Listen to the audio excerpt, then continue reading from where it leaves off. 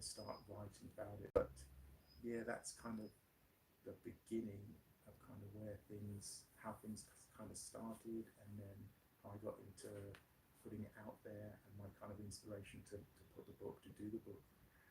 So, but yeah, basically through my kind of life experience, have it, and then because I had so many, how can I say, I like health problems. So I kind of found that I needed to look deeper into why I still kind of had health issues over the time I was basically when I kind of came out of the cult that I was the cult that I was put into as a child. So that took a long time as well, kind of recovering from that. But basically, yeah, I was put into a spiritual cult as a child, and then my mother murdered when I tried to come out of that cult. And then yeah, I went through kind of Mother. my mother was murdered. Oh, was murdered. Was Okay. murdered, yeah, in trying to come out of that. So I think and then I kind of went through paralysis, homelessness. So So can I start? Are we yeah, talking about this country? this country, yeah. Okay. Yeah, so the cult was kind of based in this country. Speak, Sorry? speak I up. speak up, yeah, sure, no problem. Yeah, the cult was based in this country, but what I would say is that in history, or back when back in the 70s, because I'm 53 now, so back at that time when I was kind of put into this cult in secret, there wasn't a lot of information. So now you have the internet, and there's a kind of a lot more information which has come out online, which is easily accessible. So as a black person back in the 70s, yeah, there wasn't really a lot of information online. So you were kind of at a whim, or it's very difficult to discern what was good and what was bad in terms of groups, in terms of religious groups and spiritual groups. So that, because of that, I think is partly where the problem kind of started. But yeah, now there's a lot more information. But what I would say is that in terms of the world, in a way, the world is kind of like in its own cult. And that's kind of what I kind of found out over years in trying to heal. I kind of recognize that a lot of the issues and problems that are in society, I kind of began to feel that they're there for not really a positive reason. And a lot of society's kind of problems are kind of, in a way, kind of deliberately there because like the larger corporations, they, like the pharmaceutical industry, they don't actually make money unless they're actually sick. So in trying to heal from my kind of past, these kind of issues became a lot clearer. Yeah, and that took quite some time. One other thing that I would say is that in terms of our kind of mental functioning, we have like a subconscious and unconscious, and in terms of like the deeper nature of society and how it's controlled, I think that they use a lot more kind of subliminal messages and kind of subconscious programming. So through like our media, television, and kind of schools, a lot, and then music and film, a lot of the kind of messages in those things are, particularly in the black community, I think are very negative, or have become or been guided in a negative direction as the years have kind of gone on. So I have one particular example I could use in, say, hip hop. In the 90s, it was kind of a lot more spiritually conscious. And then as time's gone on, that's kind of come down and down and down until now it's kind of very, very negative and kind of promotes more are things which don't uplift humanity. So it's been a kind of learning journey about that, and the fact that if we don't program ourselves kind of mentally, physically, with kind of good information, then society will kind of program us through media and television, like program our subconscious with kind of negative messages. And I think that particularly is important with the next generation and the youth. And I can kind of see that is kind of impacting them in a kind of negative way. So part of my journey, I think, has allowed me to be a lot clearer on that, and then a lot clearer on the fact that if we don't do something about it, somehow stop these kind of issues, that humanity is going to kind of keep going down. Black culture and the black people will kind of become more negative. So yeah, writing the book, I started to kind of recognize these things and recognize that I really need to speak out. And from my actual past, I felt that it had something to offer people, to see, have a kind of perspective on where society is at and how they can either protect themselves or educate themselves so they kind of don't fall victim to the issues that I kind of had in my life, but also don't kind of fall victim to negativity and to their lives going in a very negative kind of spiral, negative direction. So yeah, that's a little bit about why I wrote the book and how I feel it may be able to help people. On top of that, what I would say, or in relevance to what I was saying about the pharmaceutical industry, they basically don't, or in trying to kind of heal, I kind of recognize that the pharmaceutical industry and the mainstream kind of health industry, they couldn't really help me so much. I became kind of paralyzed, and their kind of answer to me was, well, they didn't have an answer to me. They basically said that I was going to remain paralyzed for the rest of my life and I wouldn't walk again. Paralyzed? Yeah, because I couldn't walk. So, and that was from, Explain what happened while you couldn't.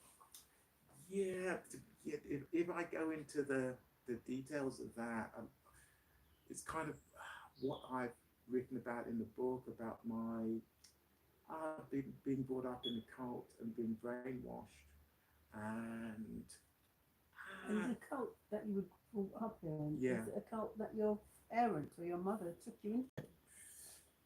yeah, without kind of giving away too much information that's in the book, but yeah, my mother was kind of manipulated. So my mother was from Jamaica, my father's from Ghana, and at that time, my mother was quite an intelligent person, but on some level, or on a very deep level, she was kind of open to manipulation. And at that kind of time, I think there wasn't really a lot of information about how kind of narcissistic people can manipulate people very cleverly. And because of that, that's kind of how I kind of got put into the cult. And then also, I think, possibly in the black community as well, I think we're a little bit more, I don't know if naive is exactly the right word, but when people kind of say they're kind of godly, then or they're kind of monks or priests, then some people tend to kind of give their kind of trust and be very open to them. Gullible. Yeah, a little bit gullible.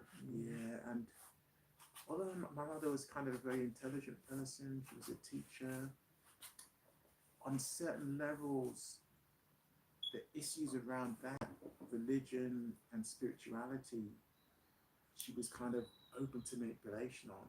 And I think some people are kind of gullible around those particular areas because maybe we put certain people on a line on a pedestal and in the limelight if they say that they're highly spiritual or they have very kind of good spiritual practices, and then they can kind of get round us. And that's basically how my mother was. Stay outside. Don't try to get in, tell to stay outside. That's a little bit of how my mother was kind of manipulated in the first instances. But as time went on, the brainwashing was a lot deeper, and the kind of ways in which they had of getting around her were very deep as well, because their knowledge of spirituality and using brainwashing, torture, was kind of very deep on those kind of issues. But what I would say is that in coming out of that, it's kind of taken me many, many years. But yeah, my kind of self-care and kind of health practices, I've had to kind of develop over a number of years in order to come out of that kind of past trauma. So what made you paralysed? What paralysed you? Basically, at the time, I did like a somersault. I landed fine, but because my body was already very tight inside, then the space between my hips snapped, and then my hips kind of moved like 2 or 3 inches up my back, and that left me. In the first instance, I could walk, but because I was doing like a show, I think it was at the Drum and Bass Music Awards at the time, and the adrenaline was going, so that evening I could walk, but by the time I woke up the next morning, the next day, then moving 7, 8 feet was in incredible pain. So this happened when you was on doing the show? This happened when I was doing the show, but there was a build up to that, to be honest, of abuse in my earlier life. Basically physical abuse, sexual abuse, and then spiritual abuse as well. And yeah, what I would say is that about cults, they particularly are good at manipulating people to either follow like the leader who is kind of put on a pedestal as this kind of god. And then if you put into that from a child, it's a lot easier to be brainwashed and manipulated. What I would say is that also a lot of the things that happened to me were in secret, so my mother didn't see. A lot of the talks that we were given, things to do, that was all in secret by the kind of cult leader. So yeah, it's been a very long journey. It's been a very long journey. How old were you when you got involved in the cult? Man, maybe 4 years old. Yeah, so very, very, very young. So from that age, to be honest, most children don't really come out of that. And then if they do come out of that, then mentally, from the abuse, they're just not going to be together. And then the normal kind of health industry and the things that are put in place to try and help someone like that, they're just not enough. They're not going to be deep enough. And a lot of the time, in a way, they're kind of not interested in a way. It's just too much for them. So yeah, which isn't really gonna solve anything. So yeah, it's been a very long journey. But over that time, I kind of found out a number of different things about health. One really important thing I found out was by this guy called Dr. Emoto, and he did like a test with water, and that test, he basically froze water and then got his kind of students to say negative things to one kind of bottle of water and then positive things to the other bottle of water. And then he took samples from those 2 bottles and looked at them underneath the microscope. And the negative bottle of water, like the structure was completely deformed. And in the positive bottle of water, the things which his students had said very positive things to, was like in a perfect crystalline structure. So Same experiment they did with food. there's an experiment. Yeah.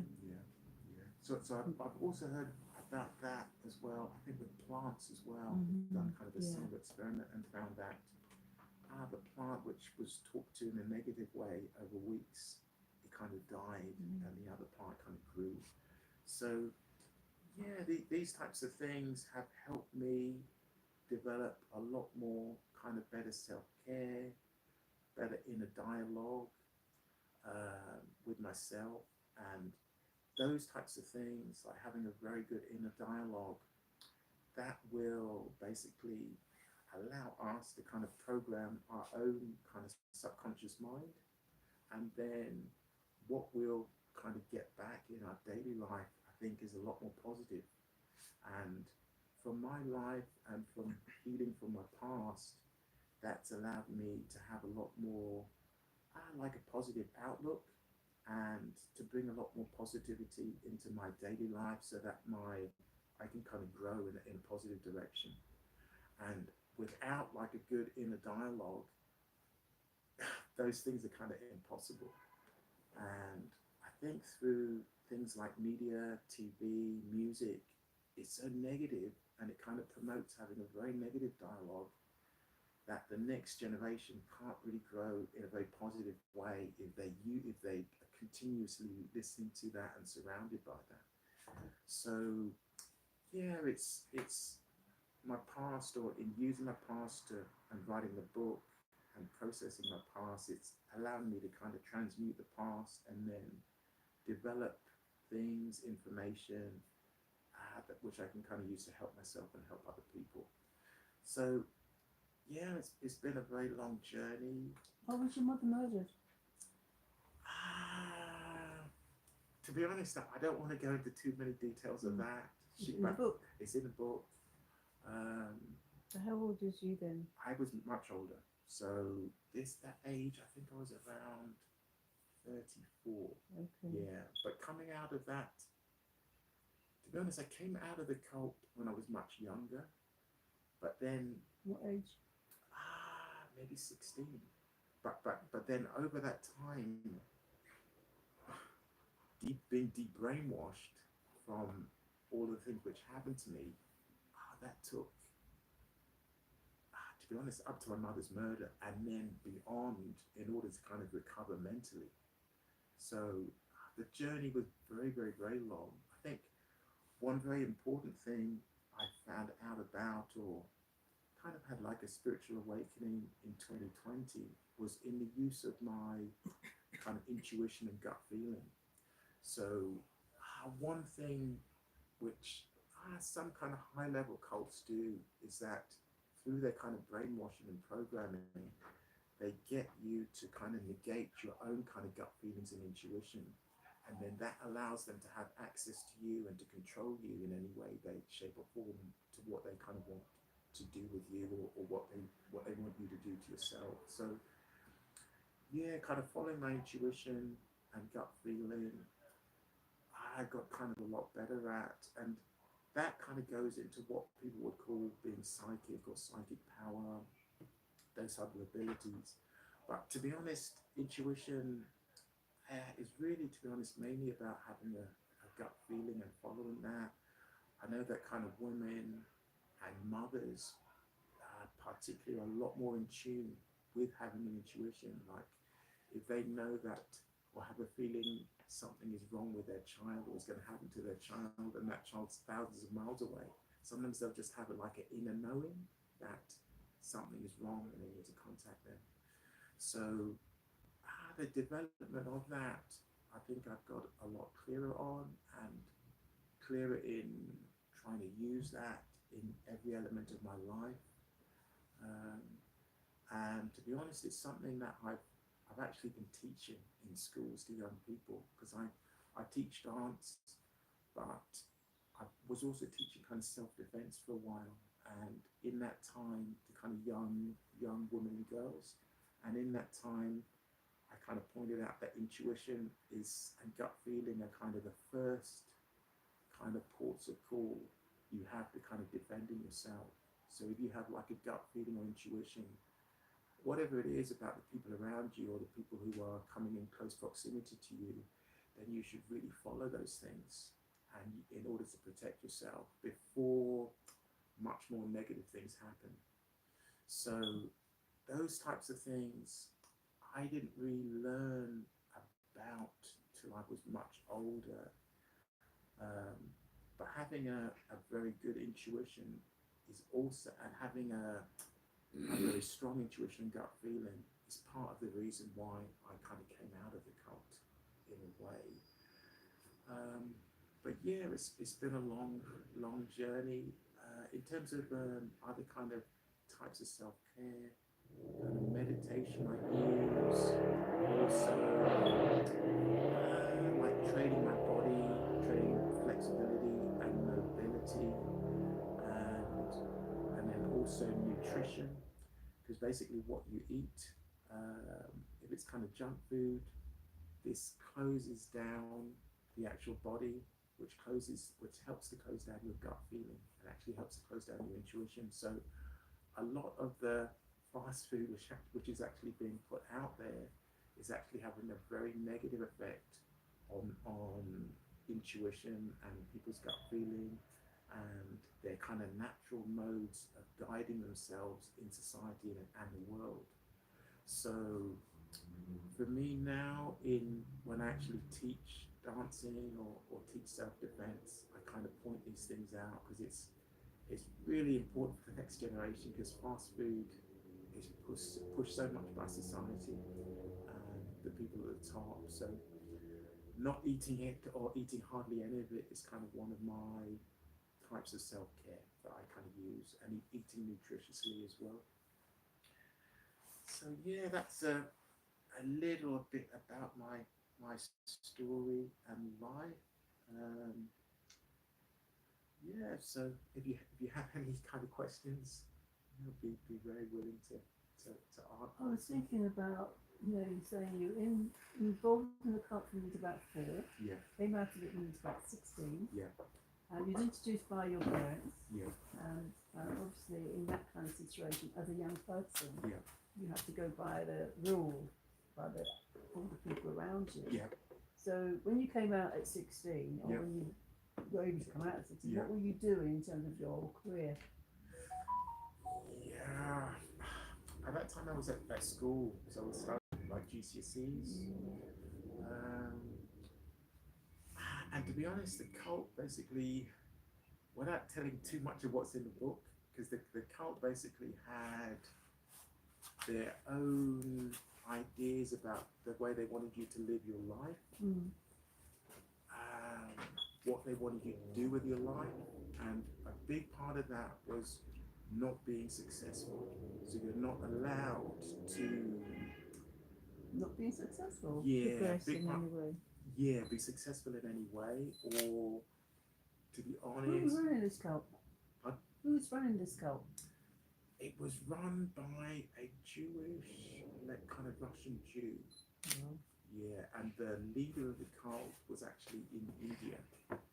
So she came from, or she went, I think, to see India, and then came and ran the cult in the UK. so was it your mother, your parents who introduced you to this? My dad. Your father? Yeah, so my dad, introduced my mother to that. But at the very beginning, like the details of the cult, she didn't know anything about. All she knew was that the cult is spiritual and they follow God. That's kind of what she would have been told. So the deeper aspects and the things which were happening to me, she had no idea of. So over time, But your mum was a teacher. That is success for a black woman to become a teacher. yeah, but for the children were basically told that they're not allowed to be successful. But even that was also over time, so it wasn't immediate. So Was she a teacher in the cult or a teacher? no, a teacher outside. Outside, Yeah, okay. just like a teacher. Yeah. What was her subject of much interest? Accounting. Accounting. Yeah. I mean, she started her own college, helped a lot of people come from abroad over here. That's successful. It is, yeah. But basically the cult, how can I say? It's like they have a lot of kind of deep techniques of brainwashing people, brainwashing the actual children, and perhaps I think because my mother was successful, she thought that what she kind of got from that success, she would be able to financially kind of help me or help any kind of offspring she had. So if they perhaps, it is successful. It is successful. But to be honest, my father had the biggest kind of influence in decisions in the family. What was his career? My father, he lectured in economics. Yeah, lectured in economics and then business as well. So yeah, I think a big part of the actual cult is negating your innate kind of passions. I think with myself, I'm a dancer, and that was really negated in the cult. So I wasn't really, so all of that was in secret. Me dancing, even up to the level of performing on TV. My mother, to be honest, she was like, she was going along with my father, but when she would see me dancing and be so uplifted and joyous, she couldn't kind of help but like be thankful for that or enjoy me doing that. She couldn't help but feel happy that I was doing that. But it was against her religion. It was against what the cult or the said. faith. Yeah, So-called. Going to like a high level in doing that, and then also not just a high level in dancing, but a high level in like dancing from the kind of black culture. So if I gone to like naturally rhythmic. Yeah, so all those things in the cult were kind of negated because being naturally doing anything natural is going to put you in, how can I say, it's going to put you in touch with your intuition and gut feeling. So they had knowledge of that. So you say, sorry, I'm getting confused. Sure. It's Russian. Yeah. White Russian. Yeah. So they know more about African history than even Africans do. Yeah. So and that's the thing, maybe because they know more about us in that way. So it's definitely controlled. Yeah, then it's controlled. And that cult is still, they're still active now. Really? They're still active now. What's it called? You need to tell us so we can warn people. Yeah. But basically the cult. Yeah. I won't be enticed. Yeah. So I won't be enticed.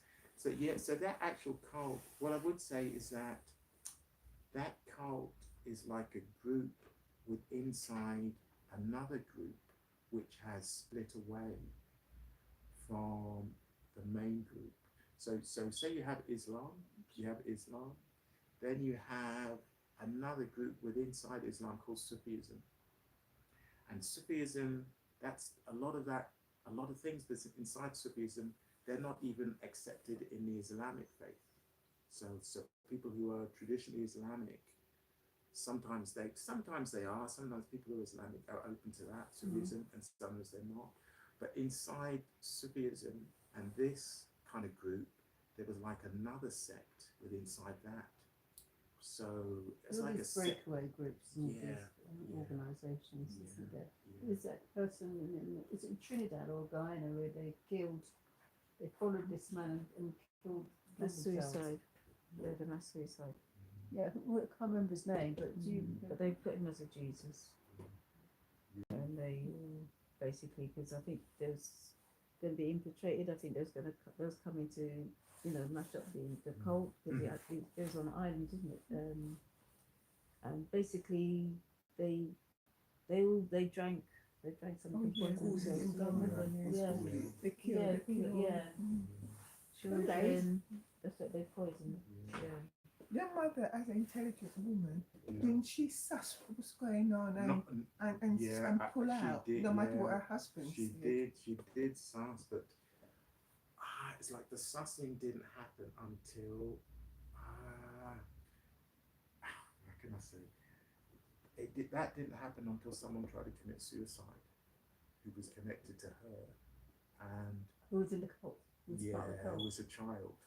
Yeah, and to be honest, I've kind of tried to hide a little bit of that information because it's like if I allow that person's identity to come out and they haven't really healed from that past, it's hard for them to, how can I say, they won't be able to kind of deal with it. It's like for me now, I'm speaking out about this, and it's taken many years to process everything and then put it in a form where I can speak out and tell people. It's taken a long time, and to be honest, part of the reason why that's taken so long is because people were around me or came around me after I left the cult, after my mother's murder, who were still connected to the cult. So they would send people, and those people would either try to connect with me, try to be my friend, to kind of guide me away from, To find out what you was doing, basically. yeah, to find out what I was doing, and then also perhaps so Bring that you I back could in. to bring me back in. Yeah, that's happened as well. So they kind of asked me to come back to them, and I haven't done that. So yeah, it's been a very long journey. Is it still happening? And do you feel your life's threatened? Yes and no. So yes, the cult is still going on. And it's not necessarily always based in this country. So elements of that, parts of that cult will be based in other countries, like say America. So this is an international cult. Then? International, yeah. Is the name of the cult in the book? The name of the cult is in the book. But to be honest, it was based on Sufism. But I wouldn't say every Sufi group is like a cult like this one, because this is like a breakaway from inside what Sufism is. But it's like you find members who are going to be possibly in Sufism who might be connected to this, or you may even find members who don't actually know what. I don't know what Sufism is. Okay, Sufism, yeah. Can you explain? It's like another like spiritual sect or spiritual kind of path, and it's supposed to be the path of love. Which countries? Eastern. Yeah, Eastern. so India Yeah. kind of practice that. And that's where the leader of the cult that I was in, where he was kind of based. But yeah, I mean, it's been a long journey. Talking about it now it feels good to talk about it. It feels good to talk about it with people who are interested to know that. Because for many years I was told, even by healers around me, that no one would be interested in anything I had to say about it. Wow. So for years, that's kind So of what obligation then, isn't it? yeah, for years I believed that. So the healers of who I think were put around me, they were probably still connected to these people to say such negative things. So it's taken a long time coming out and speaking about it. But Is it because of fear? initially, partly because of that, but then also because the cult are kind of very good at isolating people. And in your head, in my head, I actually felt no one was going to be interested. I felt no one would be interested in anything that's happened to me, basically because of how I was brought up and its effect on me, effect on my mental health. Are you an only child? And that part, I'm not really sure what I should say. I'm not an only child. So whilst that was happening, were your brothers or your sisters were part of that cult as well? And how they dealt with the situation? Yeah, and to be honest, yeah, that part, it's difficult to. So yeah, that's not been easy. So with the cult, is it like your mother didn't have one partner? Was it a mixture of things, like everybody kind of in together and who they fancied to go with, they went with? Was it that kind of thing? Partly, yeah. I mean, part of that is He said something inside. about love, didn't he? Was it free love? Not really in that sense. It's more a sense of they kind of brainwash you to like I like everything is kind of upside down. So you're kind of brainwashed. In a way, it's more like kind of Satanism, or on like a deeper level, like a very deep level of kind of black magic. So you're brainwashed to think that you need to suffer, or that's kind of what you're told as a child, that you need to suffer in every way manageable, and that's going to bring you closer to God. So from that kind of brainwashing, as a child, then you're completely open to any type of abuse. Well, your mother shouldn't be like that. Yeah, but because basically a lot of that is in secret, your mother's not going to see that. So all of the talking which is done to you as a child by the kind of cult leader, that was all in secret.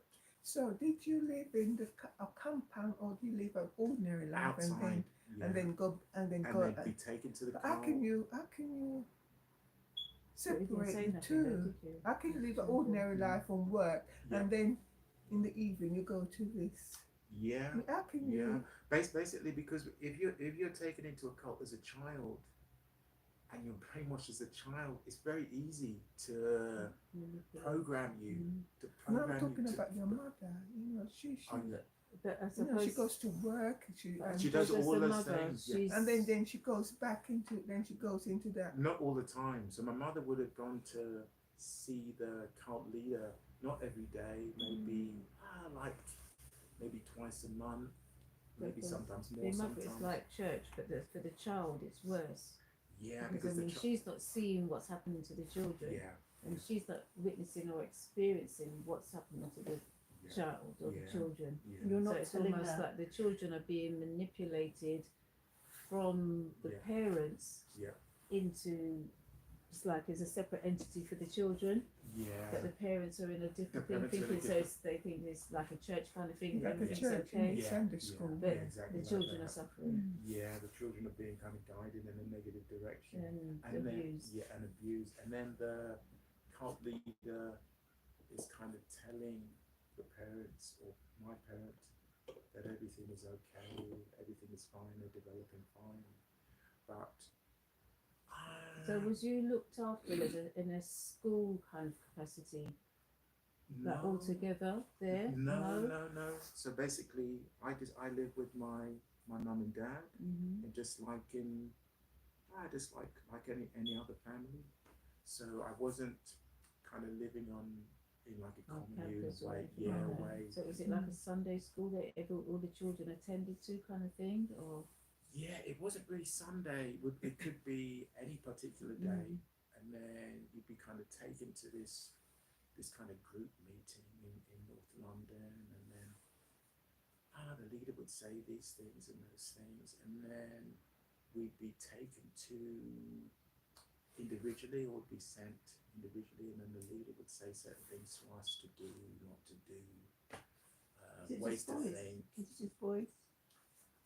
Boys and girls. Boys and girls. Boys and girls, yeah. So by a certain age, a number of the children would commit suicide.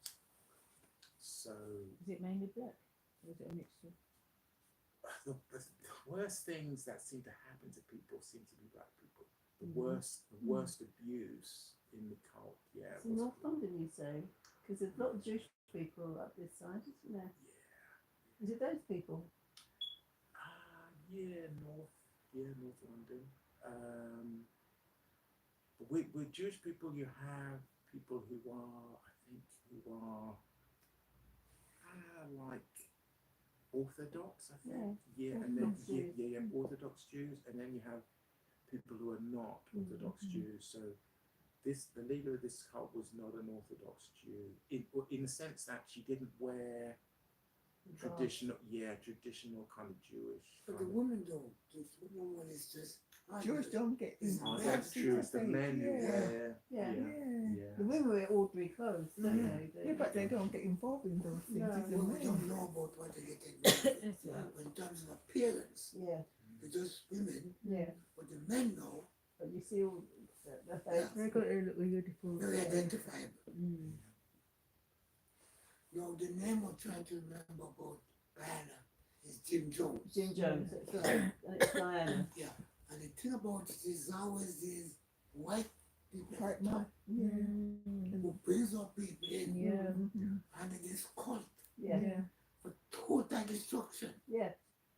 Because it looks like these people want to destroy young people and young Yeah. black people. Yeah, yeah. And that's right. could it because they know that young people, black people, are the Mhm. original people. Yeah, they have a lot more knowledge. They They have have. a lot more knowledge more about knowledge. us, Yeah, and so yeah. they want to destroy us, and they're Yeah. going about it by destroying the children. First, yeah, because that is going to kind of destroy us at the root Yeah. if they Yeah. do that. So the yeah. question is, what attracts people to this cult? Yeah, How do that's what I people want to get know. involved? How do you get involved with it? Through my dad. So No, but if I want to How join was it, it set up? how do I go Because we about need it? to know. Yeah. We're gonna read the book. Yeah. But we need to know. Yeah. So we, as our good sister said, Mm, to warn our people yeah, as to the dangers, yeah, how to identify with it, and how not to get involved with it. What's the name of it? Without that knowledge, we won't know. yeah. Well, Sufism It- is different. What you're saying, Sufism is different in terms of this practice, as my knowledge. It is, but what you're going to find is that even within Sufism, you're going to have many groups who practice Sufism, many groups around the world, and within certain groups, this is going to be going on. So is this different? It's, Is it's, it the it's, only thing what's the name? Is it the only thing that's called this? yeah, so that is the name they use. So they would call themselves Sufis, but then within the sect that I was in, these other kind of practices were going on. So the leader was guiding us in a completely kind of evil direction, to kind of Opposite destroy, way, yeah, yeah. to destroy ourselves. Yeah. So Self-annihilation. yeah, and I, to be honest, I know that are there going to be other leaders inside the Sufi kind of groups who know what's gone on? They know what's kind of gone They on. do. Yeah, there's going to be, because how would they send people after me? I know that they sent people to connect with me, and just from my They're not people from the group that you was in. they're not from people from the group I was in. So they sent people to connect with me, to talk with me, to try to bring me back into Sufism, into the whole thing, Sufism as a whole. And I think they don't know that I know that. But because I have a very good gut feeling, intuition, it's very easy for me to see through them. And because of the life I've had, I'm going to see those signs when you approach me. And You're going to feel it. yeah, you're going to feel feel it. it. I'm just concerned. Your father, how Yeah. did he get involved with it? Yeah, so basically my father was not a good person. My father's like an evil person, and he was connected in Africa to cults which were evil. But in the UK, this is a lot deeper. It's like the brainwashing is a lot deeper, and it's a lot purer in sense of what they can do to you as a child. Whereas in the cult, in Africa, they may be sacrificing children, this type of thing. But in the UK, it's going to be a lot more deeper. The hell's going to be a lot deeper. To be honest, being sacrificed as a child is probably going to be easier than kind of living the kind of life I would have led. If I kind of known what was going to happen to me, being sacrificed at that age, being sacrificed as a child, I probably wouldn't have minded. So it's like it got to 2020, and I found a way to kind of transmute that negativity and turn it into something positive by writing the book and now coming here to speak with you about it. Otherwise, mentally, I couldn't really function properly. Some part of me would not be connected enough to really make things work in my life. So yeah, doing a book and speaking about it has been very healing for me. So Do you dream of your mother? constantly, yeah. My mother, very difficult to talk about. But yeah, my mother is like, she's like kind of my heart. So when you say your mom was murdered, did the final two murder her? All of this was kind of hidden. So, like my mother's best friend at the time, she knew that they were planning to do that. Your mother's best friend? My mother's best friend. She Part of the cult? My mother's best friend was not part of the cult. She was completely outside of that. And how can I say? The warning signs were that someone tried to commit suicide, and they were a child who'd grown up in the cult. I don't want to kind of give that person's identity. That's fine, that's fine. But my mother was very involved in helping that person from a child to an adult. So when that adult tried to commit suicide by starvation, it was at that point that my mother then realized, oh, it's how everything is evil that this cult is based around, and I need to kind of leave. I need to kind of get out of this cult. I need to get my child out of this cult. But she still wanted you there? And that was when she tried to divorce. And it was at that time that my mother probably shouldn't have alerted my dad to the fact she wanted to move away. But that was when my family began to really split, and my mother tried to divorce my dad. And yeah, and then that kind of led to her murder after that. It was a little bit after that. And a little bit after that adult who tried to commit suicide, after she nurtured him back to health, that she was kind of murdered after that, and trying to leave the cult, leave my dad. So Did anyone ever get charged for it? no. But the thing is, they know that I'm speaking out. They know that I'm. Your life is threatened, or is likely to be threatened. Yes, but I think with this cult, because they're like a very pure form, and that I have gone out of the brainwashing, then it's not their kind of way. Their kind of way is to brainwash you from a child. You commit suicide, they get like an ego gratification from that. They get the energy, the negative energy of doing that. And yeah, so for them to kind of come and like threaten you on a kind of one-to-one physical, I don't think they're going to do that, because it's not their kind of way. To my knowledge, it's not their way. But to be honest, I don't know. Since I've started to speak out about it. How long has that been? Sorry? How long has that been? How long has? Since you started to speak out? I started to speak out 2020. And I started to speak out 2020. I put a post out about it. But yeah, I started to speak out then. And then now I've written a book. I know they're going to know, well, they already know about that. And so, yeah, I suppose my life could be, threatened. That is true. But to be honest, because I've lost the things that I most care about, like my mum, I don't really have much to lose. What do you do for your life? Well, I do have my life to lose, but to be honest, it's like I want to do something positive. And I need to, in order to heal from the past, I needed to put this information out to help people. And I felt like because I have like a conscience, if I don't do it, You'll be suffering. Yeah. You'll be suffering. Yeah, I need to kind of speak out. So yeah, that's a little bit. And also, we've got to be aware of the real. We are in the time of revelation. You know, lots of things are being revealed. A lot of things have been kept hidden. Yeah. It's now being revealed.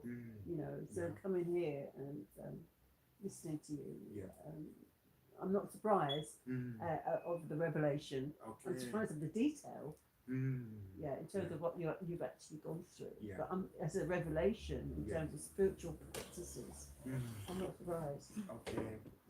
Yeah. Yeah.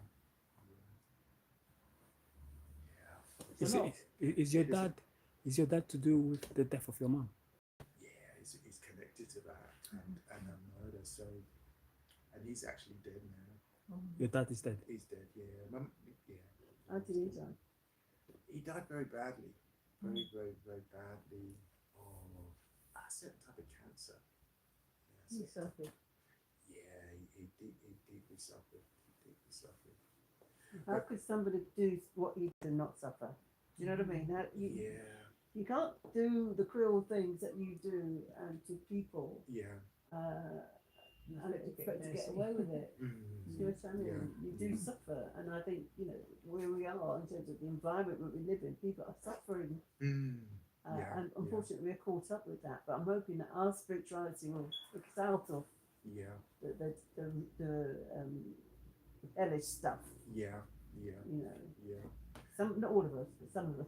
Yeah, and I think there's kind of more knowledge now. There's more knowledge online, a little bit more about spiritual groups and also kind of fake spiritual groups as well. There's kind of more knowledge about that.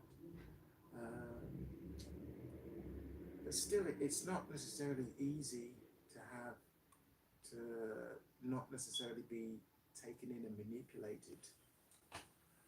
But yeah, there is a lot more knowledge than was out in the 70s. So in the 70s,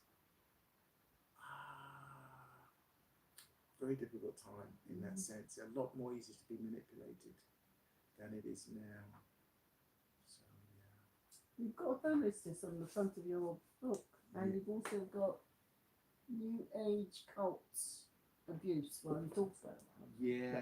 That would be like a New Age cult. But what about the homelessness? You've made homeless? Yeah, I went through Mention it homelessness. Yeah, I went through homelessness because basically kind of coming out of the cult and then recovering from not being able to walk, and then to be honest, in the dialogue about my past, I kind of still felt that I was evil because that was to do with my brainwashing. So and then my mother being murdered, being able to cope with that kind of wiped me out mentally, and I wasn't able to cope with life. So falling into homelessness, performing as a dancer is already very difficult. It can kind of be up and down financially, and dealing with that past of my mother's murder and losing, to be honest, what I love most in the world. I was really, really close to my mother. So that sent me into homelessness just because I couldn't really cope with life. I couldn't really, and then the anger that was there from the abuse and what had happened to my mother, the fact that she'd been murdered, and wanting to kind of, to be honest, get revenge. And the anger around that, it just meant that I couldn't mentally function very well, and that led me into homelessness. Yeah, that led me into homelessness. Where in London? In London, yeah. I was at a charity eventually called Crisis, and then another charity called Camden Winter Shelter. But going through that, to be honest, being on the street was actually a lot safer than in the charity. Yeah. What year that happened? Sorry? What year that happened? That happened, I think, around 2011. Yeah, 2011. So, yeah, the experiences I had in coming out of homelessness and going into the system and accommodation, those basically homelessness, being on the street was a lot safer than the actual accommodation which you were given by charities. Was full of criminals, so really dangerous. So dangerous that you'd be better on the street. Better on the street. I've heard that said before. Yeah, you'd be better on the street. That's why there's so much homelessness, because you wonder why don't they go to these Charities charity or shelters? shelters. Yeah, because and things basically like that. when you go into those shelters, you will be put, it's like if you get accommodation, you'll be put in a place which is going to be full of criminals, number one, and then there's going to be a lot of criminal activity. So there may be drug dealing, prostitution, rape, murder around you. But on the advert, it shows you a young Yeah. boy having his own room and things Yeah, like it shows you that. But when you go to those places, that accommodation, what's the criminal activity which will take place around you will be everything from murder, rape, excessive drug use. All those things will be going on around you. Yeah, because you have a house, don't you? You have a house. You It's would like only have a shared. room. You only have a room. It's shared yeah, housing, so yeah. you'd have to share like the bathroom. You have to share the kitchen. Yeah. You know, so Even if you have your own room, it's still too dangerous. Really? get your door kicked in. Yeah, you get your door kicked in. Oh, Or threatened as you come out of your door, threatened by other occupants You who might are not like you, don't like your face. yeah, mate, and because if you want to go straight and narrow, and they're going in this direction, Yeah, you get teased. yeah, you're going to be seen Bullied. as you're going to be bullied straight away. So it's very dangerous. So being on the street was a lot easier, a lot better, a lot Because you're only safer. dealing with yourself. Yeah, Did you have a dog? I didn't have a dog. But That's a companion, isn't it? yeah, Yeah, that's like fine. people. That's fine. Gosh, it sounds really woo. Yeah, How much is the long book? journey. The book's 17.99. Mm. Long journey. What message do you have for young people? Message for young people: definitely stay with your gut feeling, intuition. Try and follow that as you go through life. It will kind of guide you, help to guide you in a positive direction. Help to take you out of life and death scenarios. Try and stay away from, or try and surround yourself with positive people, and try and develop a good inner dialogue with yourself, which is positive. Also try and connect with nature. Try not to be always on your phone or always on the computer. I think things like nature connects is a lot more of a healthy way of helping your health to progress and be aligned with positivity. One thing I would say, like with trees, is that, or nature, is that when you touch trees, they have like a grounding effect. So they de-stress you, they take away inflammation, and they help you get a better sleep. Just from, say, touching a tree or grounding yourself in nature for maybe 20 minutes a day.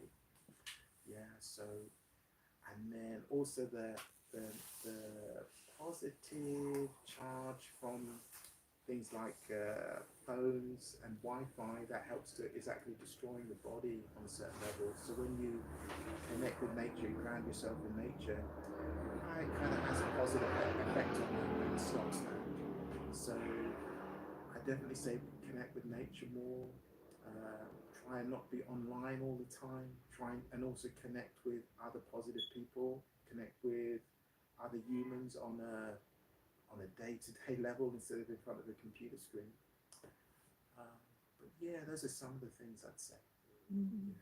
But you mentioned that you get caught up in this at age 4. 4 years old, yeah. That's a very valuable age. Yeah. So that child will not have any good feeling. Yeah. Yeah. I was listening and I was thinking the same Yeah. thing, you know, because at 4, Yeah. Just a you don't know. child, But the thing a is, violent- what question I wanted to ask you Yeah. while I was, whilst you was involved, Mm. did you ever feel Yeah.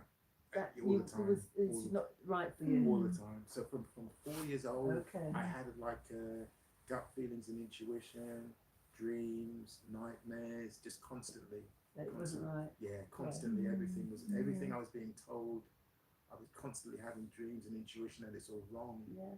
But then the cult is negating all of Mm. that. Mm. So So you engaged the battle yourself all the Complete- time. yeah. I asked you So- just now about the question you asked that is that, do you ever dream constantly. your mum? Yeah. So to be honest, And I just wondered what dreams have you had? in relation to your mum? Yeah, but basically it's like I feel like my mum's guiding me to do this. So Okay, yeah, okay, so okay. so So she's actually there to protect you. yeah. So now that's kind of what I feel. Without saying I kind of speak to my mum, but in a way I do. I have that kind of dialogue, and I feel like my mum is guiding me to do this and to put this out, and that she's happy that I'm doing it. Mm-hmm. So I constantly dream of my mum and constantly feel that I'm going in the right direction and that this is what she would want me to do as well. You don't dream of your dad? I have had dreams of my dad. Okay. Yeah, and they've been very, very negative. So the dreams I had of my dad are that he's very angry that I'm doing what I'm doing. I was supposed to commit suicide. I haven't done that. So he's like in a rage over that. And also that I had like a spiritual contract before I came into this life, which I was supposed to commit suicide. And that's what I see in the dreams of him. And that's what he says to me. I had a spiritual contract to commit suicide and die in this kind of way. And I haven't done that. So he's in a rage about it. And that's the dream I had. But to be honest, that dream is so powerful. It's like I feel more that that's actually him energetically. Because to be honest, energy, it doesn't really die. Although physically we die, I think that energy doesn't die. And through kind of meditation or through dreams, when we kind of go into an altered state, I think we can kind of become more connected with that realm, which I know some people will say is a little bit crazy, but The culture, that's part of our culture. yeah, it's a part, and the thing is, it's like writing this book. It's been like a journey from kind of the negative spirituality which was around me all the way back to kind of myself.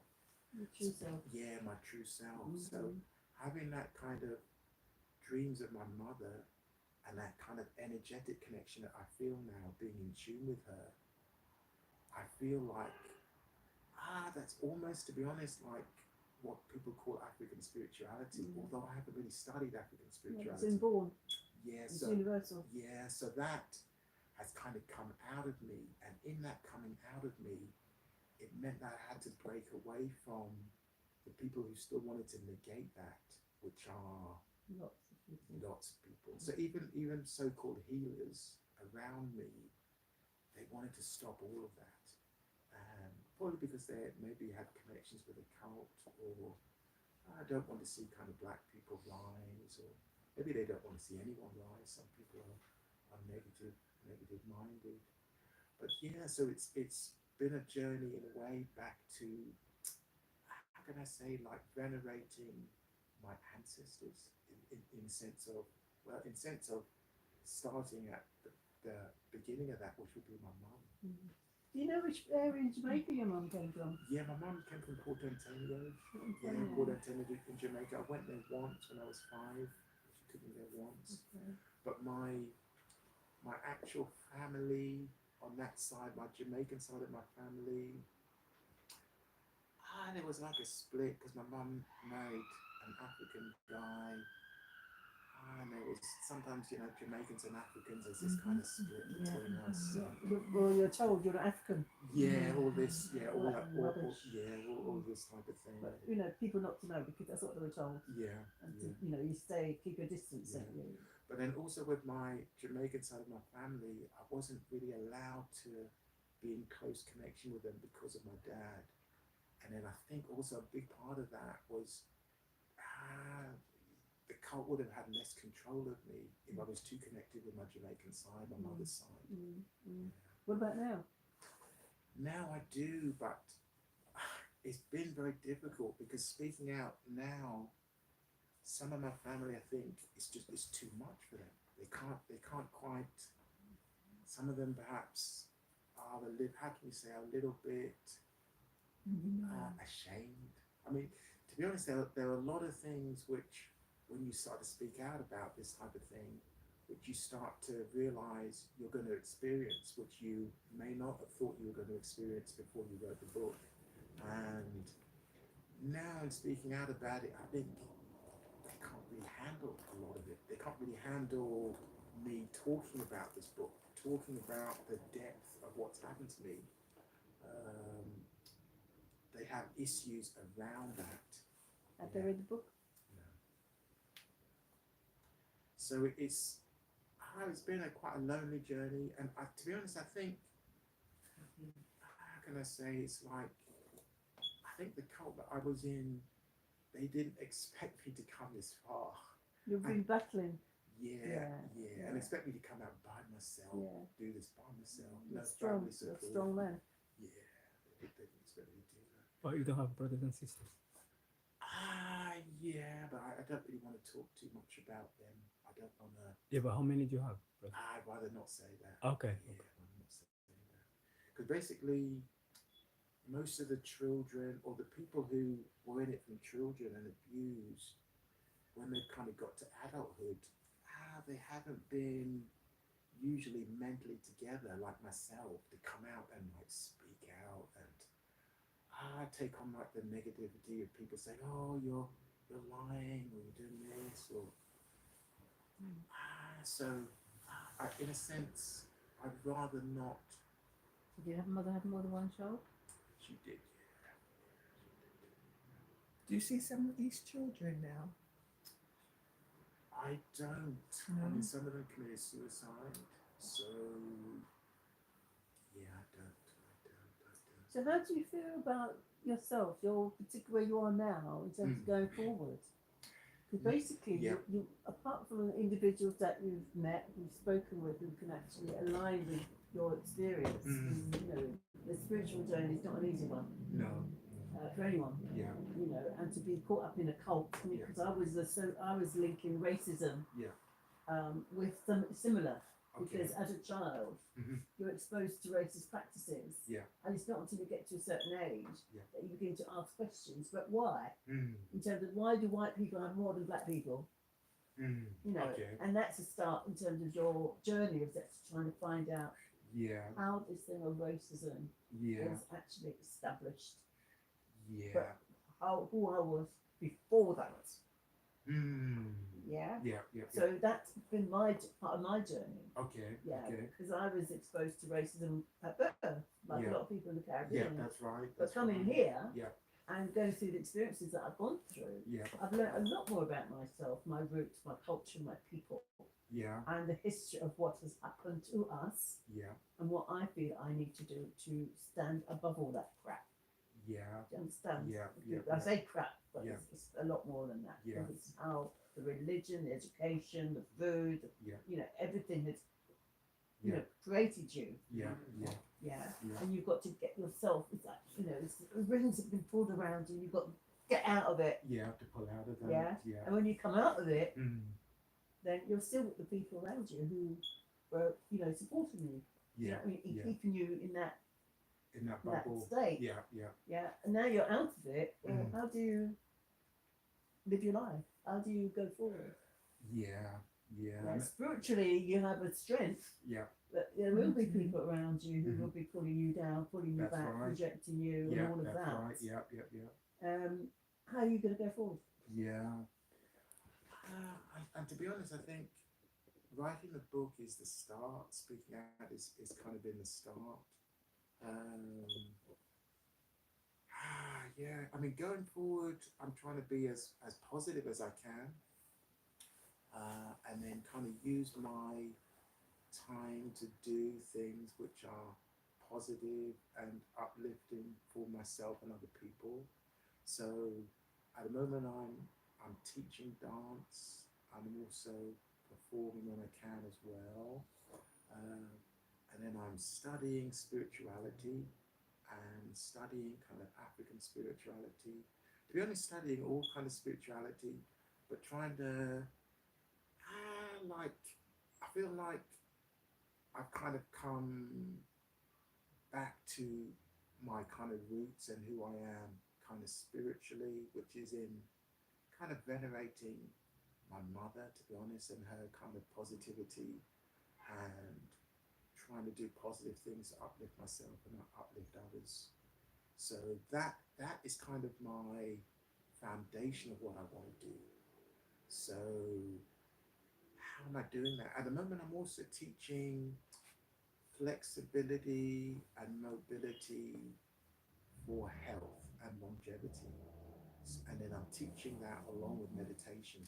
So I teach that online, and those particular modalities or practices, they help our health. And if we're not kind of together physically, to be honest, if we're not together spiritually and mentally, it's difficult to get together physically. But we need to keep our physical body together as well. And those things really help. They help with our health. And so I've been very much kind of promoting myself in helping other people with their health. Yeah, so that going forward has been a very good positive foundation for me to have, which kind of keeps me grounded in being a positive person and a healthy person. And to be honest, that's, I think, is the basis of what everyone needs in their life, in terms of, and especially the youth kind of going forward. They need to have like good health physically, but then also to be mentally and spiritually together, try and spread peace and love instead of negativity. But at the same time, we can't always be love and light, because that's kind of not balanced. And when you have kind of negative spiritual people trying to manipulate you, you have to kind of call them out. And in doing that, it's like you can't be all, you can be peaceful. You don't, I mean, I'm not advocating violence, but at the same time, you have to take on the fact that you're going to be angry, and you shouldn't think that anger is a bad thing, because that anger you can use to channel you in a positive direction in dealing with people. So I think I've become a lot more balanced as a result, and a lot better at. I mean, I'm still learning, of course. With life, we're always learning. Coming here and speaking with you, I didn't think I was going to be crying. I didn't think I was going to be. I just didn't think I was going to have the experience I had. So I've always had a lot to learn. From people around me, from you, speaking with you today, and seeing your approach, the things that you say. So life is like a learning journey. So I'm open lifelong learning. Yeah, lifelong learning. So I'm completely open to doing that, and I think everyone should be. But the way society is that they tell you, you go to college or study, and then that learning stops at like maybe 21 or something like that. And society kind of pushes that, and then pushes us to be asleep to who we really are. Well, a lot of people behave that way. Yeah. They think once they've left school or college, there's nothing more to learn. That's right. Yeah, but the thing Got is, all these books. Yeah, that's right. But the thing is, society, I think, pushes us being asleep to who we really are, because then the people at the top can control us much more easily, and then keep us divided. So, to be honest, things like racism, they're like a clever tool, I think, of the people at the top to keep everyone fighting each other, so that they will never look at changing the system. It's all fine. Yeah. What makes you smile? What makes you laugh? Smile. Definitely dancing, being humorous, joking around, good food, good Jamaican food. That makes me smile. Sorrel drinks, sea moss drinks. That makes me smile. And dancing, and then just kind of connecting with other people, having like a real, like good, wholesome, positive connection. By coming and speaking with you today, and the positivity which you kind of brought in being able to, like have a dialogue with me, that kind of makes me smile. It lifts my spirit. So Good. yeah, it's really uplifting. So although I come here and I cry, these other things make me smile. So it's a learning curve because I didn't think that would necessarily happen today. Yeah, I didn't really think that would happen. I didn't think I'd be smiling in that way at all. So yeah, it's a learning journey. Life. Yeah. What is the influence you had writing your book? Who are the authors that influenced you, or you inspired you, or you used in the process of writing your book? Authors. Okay. That's a very good question. To be honest, really my mum. I think my mum kind of inspired me. My mum's not a writer. I wouldn't really say, because it's like a real life story. I wouldn't say, and it's my first book I've written. I wouldn't say I've been inspired by other authors in that way, and I haven't read up on other spiritual cults. So when I started writing this book, I hadn't done a lot of research into other spiritual cults or spiritual abuse or religious abuse. I just kind of felt I need to put the story out there. So coming to writing, it's a completely new thing. It's not a place I ever thought I would be in. I never actually thought I was going to be an author. I never thought I'd be here talking with people, or I was ever going to write a book in my life. This is all completely new from 2020, and then seeing it as a way to get a message out. So a book, I suppose it very much is, in a way, is something that can be used, as they say, as the pen is more powerful than the sword. So in that sense, is kind of what drove me to having to feeling that I had to write the book, I had to put it out there. So I wouldn't say other authors have kind of influenced me in that way as such. Yeah. Writing was never something I ever thought I would do. To be honest, like I actually got good at writing through going through homelessness and having to write to the council so many times to try and get accommodation and get a place which was not full of criminals, and have to deal with the council where there was actually criminal activity inside the council. So I got good at writing in trying to get around all of those types of issues, and that, to be honest, gave me the ability to write the book. You need to write another one about criminal activity within councils. Yeah, that's a good one. Yeah, you could actually write a book about that. It's a really good one. Yeah, They're all bloody criminals. Yeah, well, I mean, one example I actually gave in the book was in a paper in Islington, and that actually came out where the council, like a lot of people complained on a particular council estate that they were being harassed by drug dealers, and then the council took those names of the people who had reported to them, and then they gave them back to the drug dealers. And then the police had to come in to make sure that other people who lived there weren't going to be killed by the drug dealers who were moving around there. So yeah, it's been a long journey, finding all those things out, experiencing that, and coming out of that alive, and then physically together and mentally together has been a war.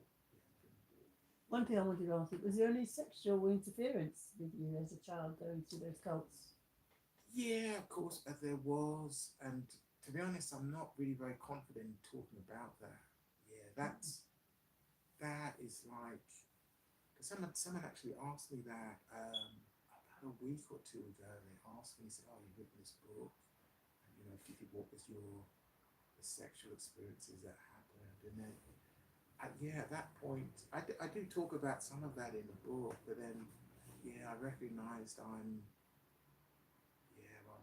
don't know if I'm at a level to even to or that I even want to, or that I even want to come to terms with. or that I even want to talk about everything, all those experiences. Well, the thing is, you've got to come to terms with it yourself. Yeah. You know, Yeah. I mean, the fact that you've managed to done what you've done in the book, that's bravery. You know, that's a lot. And I think for boys, men who've been sexually abused, whether it's in prison or it's, you know, schools, boarding schools, wherever, it does take time for them to come to terms with it, if ever. You know, but that is something that certainly damages them as well. Yeah, that's right. And it's taken a long time. I think that those experiences have taken me a long time to become kind of mentally together, to be able to. I mean, after my mother was murdered, I wasn't mentally together enough to string sentences together to speak to people. So now, now I'm having conversation with you, but to be able to speak without breaking down after one sentence, I couldn't do. That took a number of years, maybe. There's still a lot more to do, isn't there? Yeah. There's still a lot more to do. Yeah, there's still more to do. There's still kind of more healing to do. But kind of what I've recognized is that even the so-called healers out there, they can't handle it. They don't want to, or they can't handle dealing with the things I want to talk about. So the world is in a very strange place in that sense. Which healers have you approached, actually? Because, you know, to be honest, I've approached counsellors. I've approached people, counsellors I've approached, and then I approached people in the mental health, just like the NHS, this type of thing. And that was a big, I really shouldn't have done that, because that almost led me to almost, that was soul destroying. That almost led me to wanting to commit suicide again, and finding it hard to pull out of that, going to like the NHS and the counsellors or the people that they put in place to try and help you. Have you had culturally appropriate counselling support? And then that's another thing, because basically when I was starting to come out of that, I was approached by counsellors who would be either connected to the cult or connected to friends of my dad who were connected to cults. It was from an intuition and gut feeling perspective, I recognized that I shouldn't actually go to anyone and I have to do all this healing myself. Yeah, because it became dangerous where you're going to go to counsellors who are connected to the cult or connected to evil people. So they're going to lead you in a direction which is to go back to the cult and to actually see yourself as evil. So it's been a long journey, kind of healing by myself, but I've enjoyed coming to talk with you today. Can you tell us a bit of the writing process? How long it took you to write your book, and also you self-published, right? Self-published, who published? I self-published it online. Published it through Amazon. What's the name of your publisher? Yeah, I published it through Amazon. So yeah, Amazon Books, Amazon Online. So the book is actually sold on the internet through Amazon. And yeah, the writing process, that took me from the lockdown in 2020 to 2023. Because yeah, it was a lot of information to process, and then I didn't have an editor, so I had to kind of do everything, correcting of it myself.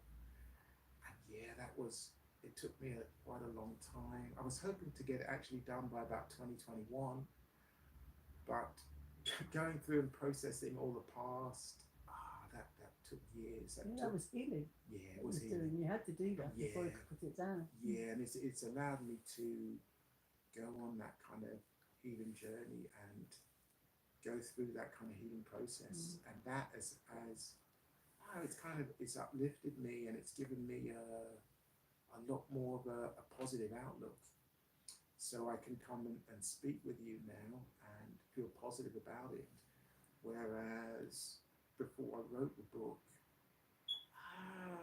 I was not really so positive in myself, or even positive in speaking with other Black people. So that was all kind of negated. Yeah, so yeah, it's been a very positive journey. So although I cried during this kind of presentation, it's also very healing. It's healing to be able to come and speak with you, and it's uplifting for me. And I'll go home feeling more healed through doing it. I hope you also feel a bit better as well, because Jean and I, we're part of two organisations. I'm the director of what we call the Garvey Village, which is an organisation that's been going for 7 years. And our aim is to have a centre where we offer African people support. And it's from pregnant mothers right through to the elderly and everybody in between. I won't go into the detail. Give them a flyer. Have you got a flyer?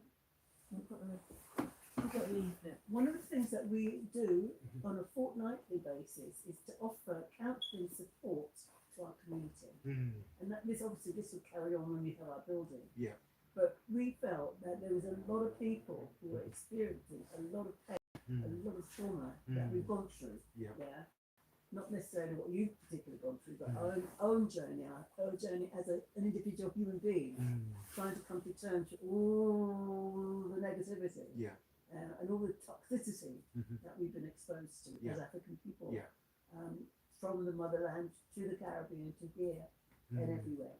Okay, so we have on a Tuesday evening from 7:30 to 9:30 a 2-hour on a Monday. I'm sorry. Monday evenings, fortnightly, mind therapy group, which is African people who come together and share whatever is going on for them. So we may have 10, we may have 20 people on the platform.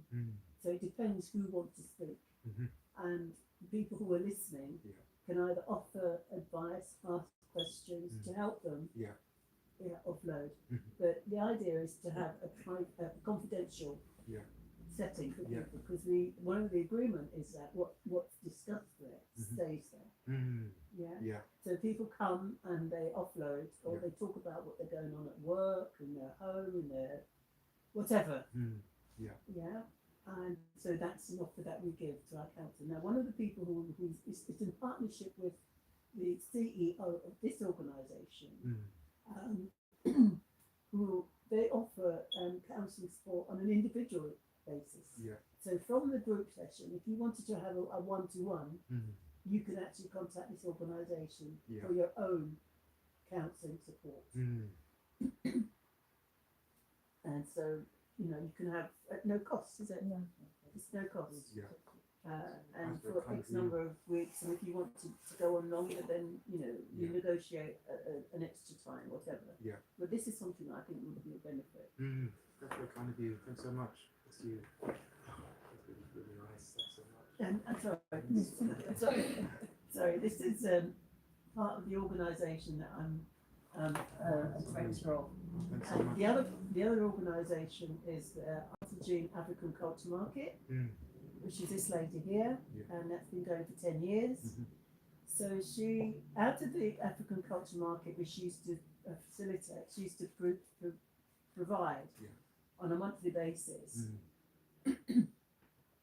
People, she'd invite different individuals and come and speak, people like yourself who've written a book and come to share.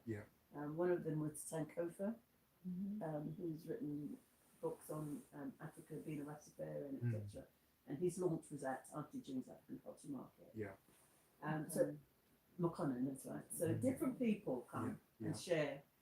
We have stalls, we have food, we have entertainment, drummers, African drummers, and that's once a month. And our idea is to bring our people together. We need to bring our people together. We need to heal. We need to be able to uplift ourselves. We need to be able to understand what has happened to us in terms of us as African people, the original people of the planet. Okay?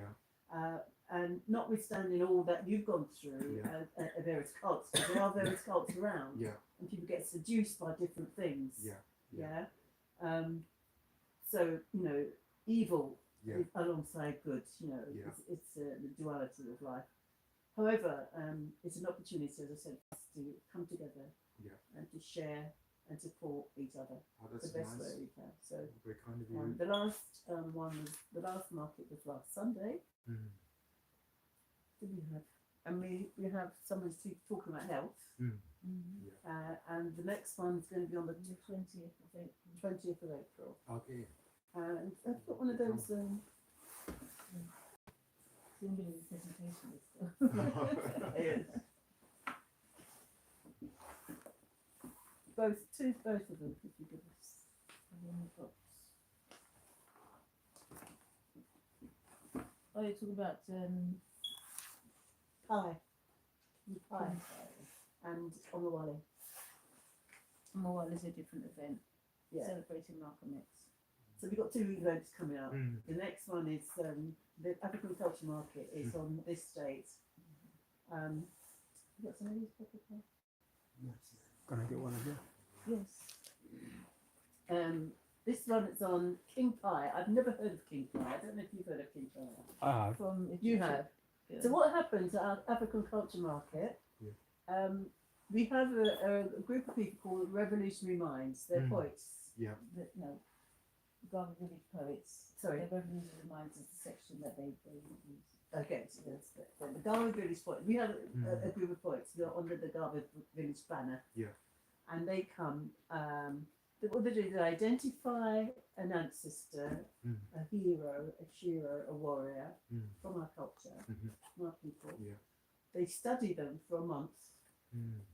and then they write poetry or song or something about the individual that they've studied, and they come and produce it, Oh wow. perform it at the market. Oh wow. That's Okay. amazing. We've studied many different people. Marcus Garvey, Ashby Garvey, Patrice Lumumba, Toussaint Louverture. Come on, Jean, help me.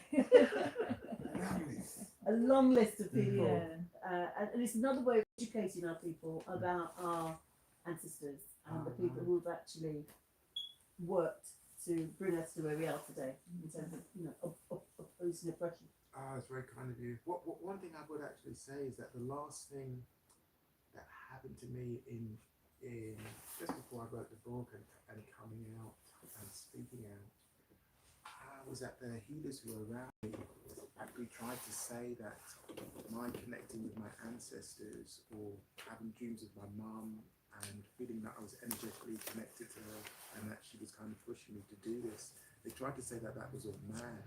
No. You are your mother. Yeah. You are your ancestors. You are your She's father. talking through you. Your mother is there with you. Do you know what I mean? All the time. Yeah. So for me, that is totally wrong. And that's Yeah. healing. Yeah. Yeah. Yeah. So anyway, so next event we'll be focusing on this King Pie. Yeah. So I'm going to find out who this King Pie is, what he did. The last person we did was Fela Kuti's mum. Do you know Fela Fela Kuti? Kuti is a musician. Musician. Yeah. His mother, who was Familiar. Fumileo Ransome Kuti. That's it. I was told today that. What's your memory?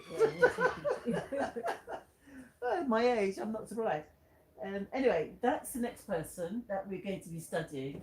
And if anybody can recite their poem. So if you feel inclined to write something and you wish to perform it, at this, if you come, that is, Okay. you'll be very welcome. Oh, that's very kind of you. Yeah.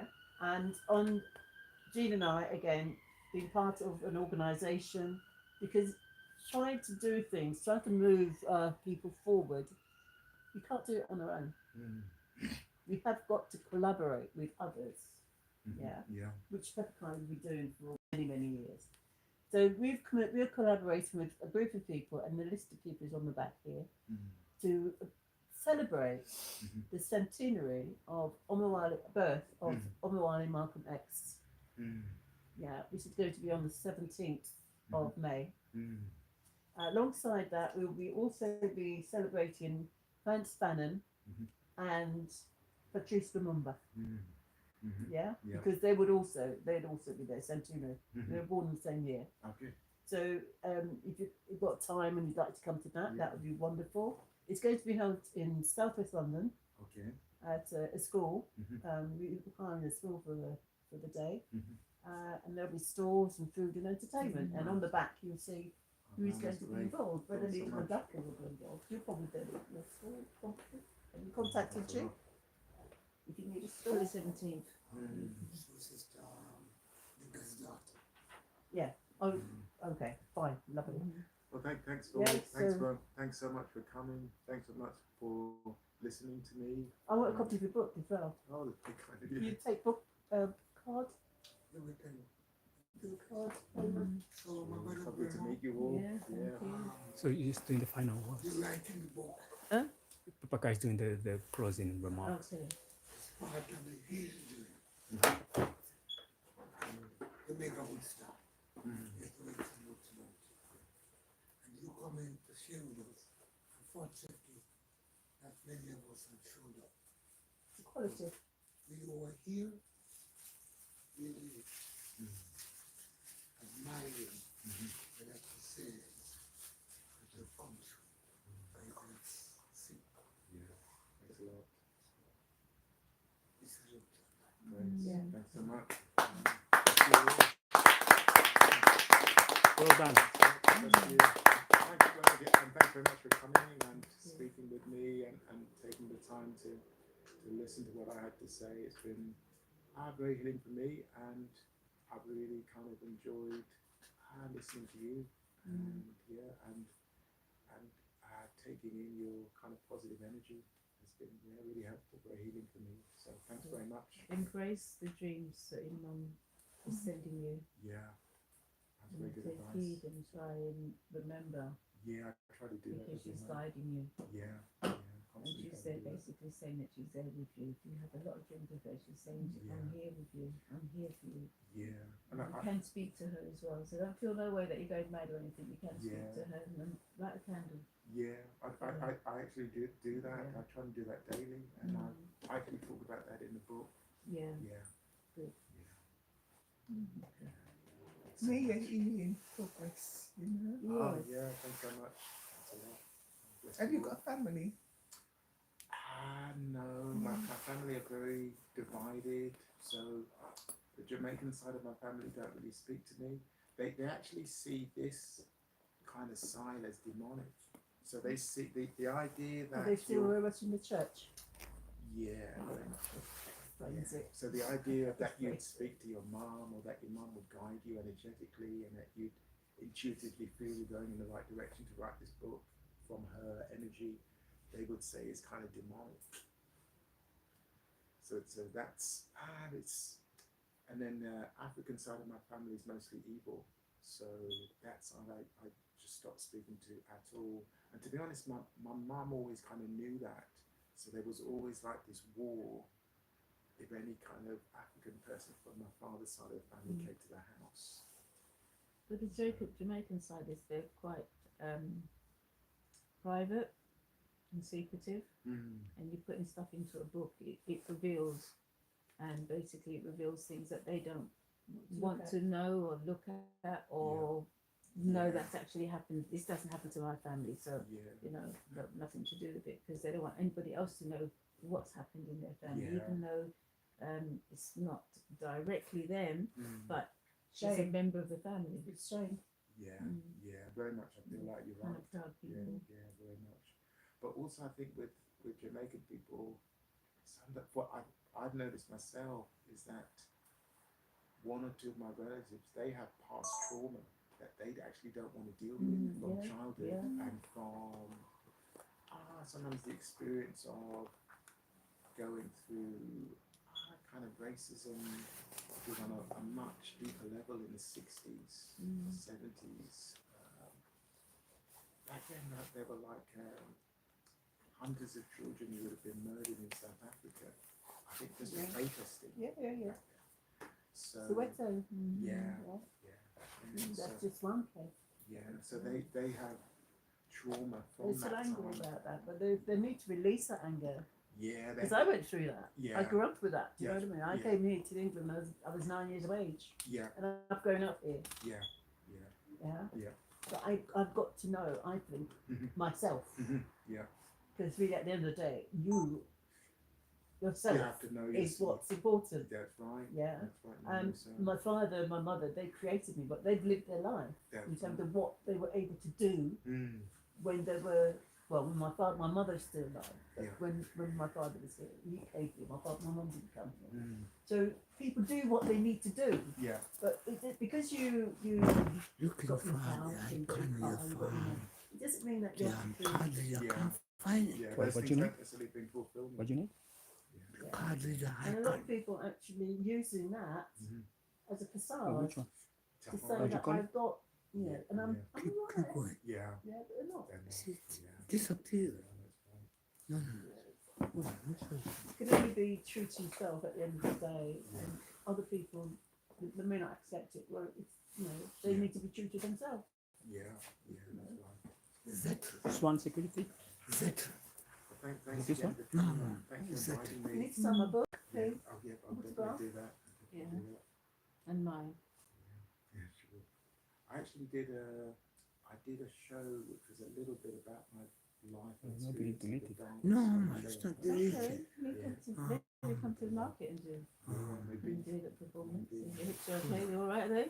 Yeah, not They're better not too now. energetic though, but, you know. Yeah, not better now. I'm actually Right. the most It should be- flexible breakdancer in should the be on country display. above 53. Okay. Yeah, Wow. and But it's I not there. sometimes still do contortion shows for the circus. Yeah, so my kind of healing has been very good. I've kind of learned a lot of new techniques to kind of help me Mm-hmm. with my health. So it's allowed me to keep performing, although it is very stressful performing at a high level, especially in the entertainment industry, because that's very toxic. Yeah. And I talk about that in the book as well. So this one. No. Yeah, a lot of That. toxicity, Not Look very up. good. No, no, no. Satanism, TSB, no. around Swan Security? celebrities. No, no, no. So How So do you you can keep hide it yourself now. away No, from man, that? it should be there. yeah, so a lot of that, as I've got older now, my performances, I've gone into more helping people with their health by teaching flexibility and mobility. And then if I'm going to perform certain places, I'll just say no. So if I have like an intuition that you're doing all of these things, No, you don't have the hair, but okay. You must have deleted. No, I'm man, I not haven't really deleted. involved because those people they'll Go to actually ask you search. to be involved in what they're doing, and if you're not going to Zeta. do that, How'd you then go? they reject Zeta. you. How do you spell? I think Z-E-T-T-L-E. They slander you. Yeah. Z what? So at a certain level, Z-E-T-T-L-E. I haven't been able to. Z-E. I think on a celebrity level, Two T. it kind of stops That's you it, from that's it. going to like another level because It gets more celebrity corrupt level. as you go along. Yeah, that As you go that's- up. As you go up, yeah, that's all. Yeah, I do talk Because about what they do, they grab the creativity Mm. at the bottom, they manipulate it, shape it, Yeah. and then project it. Yeah, And as you're going up, yeah, you know, you actually have That's to it. change yourself yeah, and be more of what they want as opposed to yeah. being. And I couldn't do that because I felt like I would lose connection with my mum. I felt that energetic connection is going to wipe it out, and that was what was actually keeping me mentally